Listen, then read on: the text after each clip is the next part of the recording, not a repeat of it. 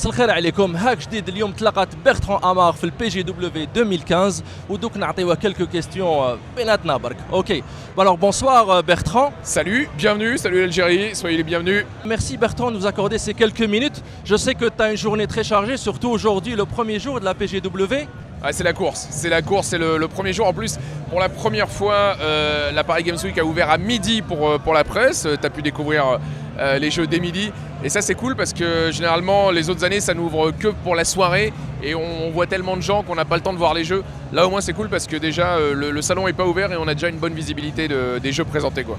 Alors aujourd'hui, enfin cette année, en fait, pour cette 6e itération, si je ne me trompe pas, de la PGW, il y a 62 000 m² réservés, donc il y a une superficie plus importante. L'objectif du salon cette année, c'est de drainer plus de 300 000 visiteurs pendant les 4-5 jours à venir. Est-ce que tu penses qu'ils vont y arriver? Ouais, je pense qu'ils vont y arriver. Ils ont pris les mesures pour. On voit que les couloirs sont beaucoup plus larges, les stands sont beaucoup plus espacés. Donc je pense que le salon maintenant est dimensionné pour accueillir 300 000 personnes, ce qui est énorme. Par exemple, le salon de Los Angeles, le salon E3 à Los Angeles dont tout le monde parle, c'est 50 000 personnes. Alors c'est que des professionnels, c'est pas ouvert au public, mais on voit que là il y a 6 fois plus de personnes qu'à l'E3, c'est gigantesque. On va essayer de se projeter dans le futur.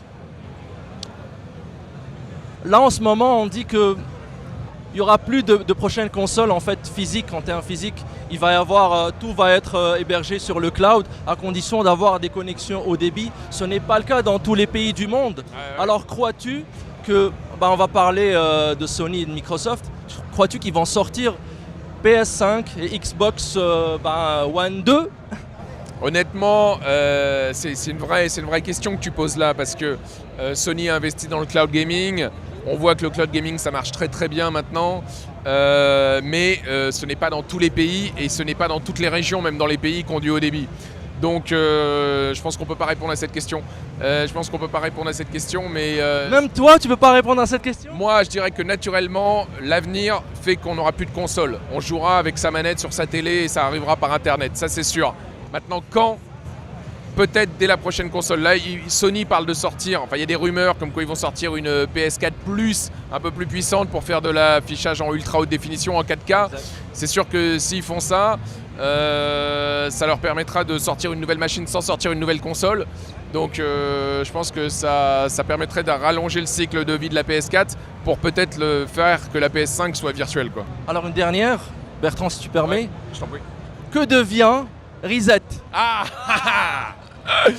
Reset, c'était mon émission de jeux vidéo il y a 10 ans. Je vois que tu connais, ça me fait plaisir. Voilà, Reset, c'est terminé. En tout cas, on en a fait des belles saisons. Et depuis, je continue de parler de jeux vidéo à la télé, sur mon blog, à la radio, dans la presse, et puis à produire des émissions, comme notamment GameX. Voilà, donc je continue à m'amuser, mais Reset, c'est terminé. Très bien. Alors, on est super content que Bertrand Amar nous ait accordé cette interview. On te souhaite beaucoup de belles choses. Ouais, et salut toute l'Algérie et surtout Sidi Bel Abbès. Et tu vas venir? Je vais venir. Tu nous as promis. Ouais, je vais venir à Sidi Bel Abbès. Super, merci. Voilà. Merci. Salut.